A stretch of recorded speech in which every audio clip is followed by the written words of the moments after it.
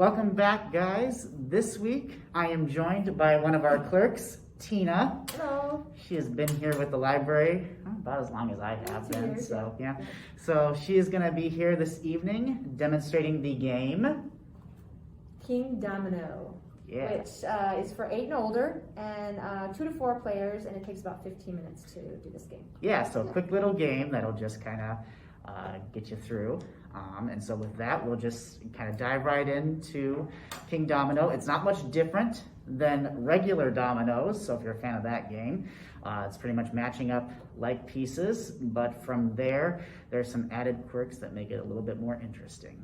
So the base of the game is that you essentially start the game with one castle and its tile, and from there you draw tiles from the deck and you claim them. So for instance, Tina might have something, probably, I don't know, maybe the forest tile would work. Yeah, I want this one. Yeah, she could do that one because she's already got some forest tiles built up in her kingdom.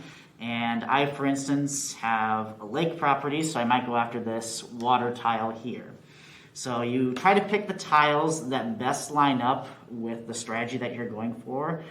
So for instance, Tina has a lot of water tiles and a lot of forest tiles. I've got some wasteland and some forest.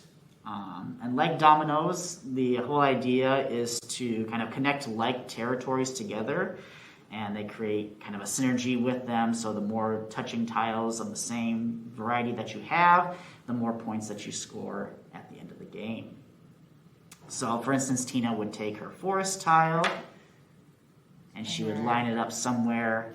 Do they both have to match? At least, that's a good question. At least one of the edges of it. Yeah, in Tina's case, it works out great. She can touch both of them. But yes, in theory, all you would need is to have one side of the selected domino match up with one of your sides in your kingdom already. And it works great because she's now got 4 forest tiles, and she also has this little crown, which adds a multiplier to her total space, so it might be 4 times the number of crowns that get her additional points that way. And similarly with the domino that I've picked, I can take it, and I've got a field with a crown as well, so I would probably line it up right there. And the trick is that you cannot have more than a 5x5 kingdom. So yeah, if you notice with my placement, I've now maxed out my right side of my kingdom, but I can still keep building that way. Similarly, Tina's got something going on.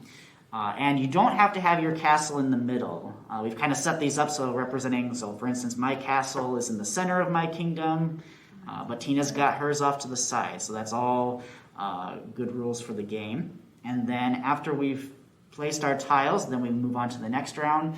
These 2 get discarded, and then we flip them over. And the key also with drawing tiles from the deck is that you will just draw 4 tiles, but you have to place them in ascending order. So, yes. Yep, just like that. And the idea is that the lower tiles are kind of just your average tiles, but once you get up into the 30s and 40s, you get more tiles, kind of like this double crown here or the single crown. It's kind of the strategy of like the player who places towards the top gets to pick first, which is great, but then they miss out on some of the more powerful tiles, whereas if you wait to pick your tile last, you get a better payout for it. And who gets to pick the tile first? It's based on the last round. So, okay. Yep.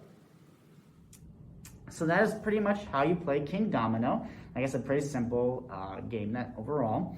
And it's just great for kind of a family game for younger kids. They can kind of understand the concepts. And how do you win the game? Yes, so the game just ends whenever you have run out of tokens from the draw deck. And you pretty much just look at your board, you count up each individual type of terrain, so the wheats, the forests, the oceans, wastelands, etc. Add the multipliers based on the number of touching, and then also based on the number of crowns, and after that, the person with the most points wins the game. Great. Yeah, so It's fun. it's one of my favorite games. So if you liked this game, feel free to put it on hold in our catalog or come by the library and pick it up. It'll be back on the shelf after this video. We would like to thank the Friends of the Library for purchasing all these games for our board game collection. And if you liked this video, don't forget to hit that like button. And also don't forget to subscribe to our YouTube channel for all the latest video content from the library. We will see you again next week, guys. Bye.